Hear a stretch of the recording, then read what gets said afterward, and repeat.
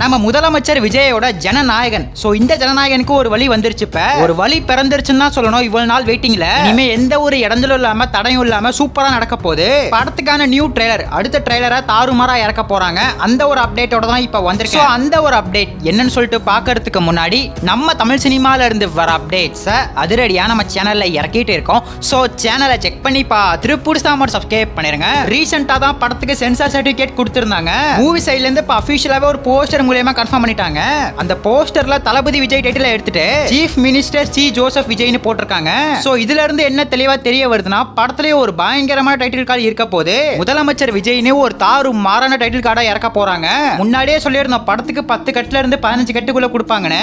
மொத்தமா படத்துக்கு 12 கட்டு வந்திருக்கு. டோட்டல் ரன் டைம் பொறுத்தவரையும் 3 மணி நேரம் 3 நிமிஷம் படம் ஓட போகுது. ஏ சர்டிபிகேட் தான் படத்துக்கு வந்திருக்கு. சோ கிட்ஸ் எல்லாம் நாட் அலோடு தான். நம்ம தளபதியோட லாஸ்ட் படத்தை கிட்ஸ் பார்க்க முடியாம போயிடுச்சு. இது எப்படியோ படம் வந்தா போதுங்கிற ஒரு மைண்ட் செட்ல எல்லாருமே மாறிட்டாங்க. படத்துல எந்தெந்த மாதிரி கட்ட கொடுத்திருக்காங்க அப்படின்னு பார்க்கும்போது டிவிகே சட்டம் அப்படிங்கிற டயலாக ரிமூவ் பண்ணிருக்காங்க. டிவிகேன்னு எங்கெங்க வருதோ அதெல்லாம் மொத்தமாவே தூக்கிட்டாங்க. ட்ரைலர்ல ஓஎம் அப்படிங்கிற ஒரு டயலாக் வந்திருக்கும். அதையுமே டோட்டலா ரிமூவ் பண்ணிட்டாங்க. சிலுவையில அறையணும் அப்படிங்கிற டயலாக ட்ரைலர்லயே பார்த்திருப்போம். அந்த ஒரு டயலாக்கும் ரிமூவ் பண்ணிருக்காங்க. ஷீலா ராணி அப்படிங்கிற பேரையும் ரிமூவ் பண்ணிருக்காங்க. இன்னும் சில கெட்ட வார்த்தைகளை மொத்தமா மியூட்ல போட்டாங்க.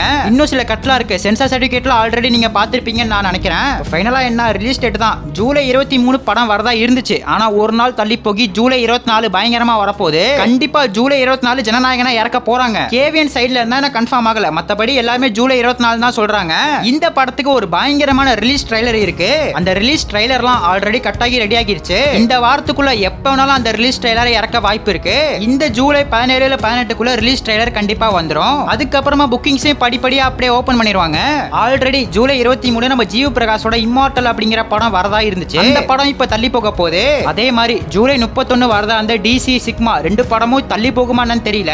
அந்த 2 படத்துக்கான ரிலீஸ் டேட் கேள்விக்குறியா தான் இருக்கு. சிக்மா படம் கண்டிப்பா தள்ளி போகிற மாதிரி தான் அப்டேட் வந்திருக்கு. ஆனா டிசி பிளான் பண்ண மாதிரி 31 வந்துருவாங்கன்னு தான் நினைக்கிறேன். அப்படி ஒருவேளை டிசி படம் போஸ்ட்பான் ஆகிற மாதிரி இருந்துச்சுன்னா எப்ப இறங்க போகுது அப்படின்னு பார்க்கும்போது ஆகஸ்ட் 14 விஸ்வநாத் அண்ட் சன்ஸ் கூட இறங்கும். சோ டிசி சிக்மா 2 படமே விஸ்வநாத் அண்ட் சன்ஸ் கூட கிளாஸ் ஆக அதிக வாய்ப்பு இருக்கு.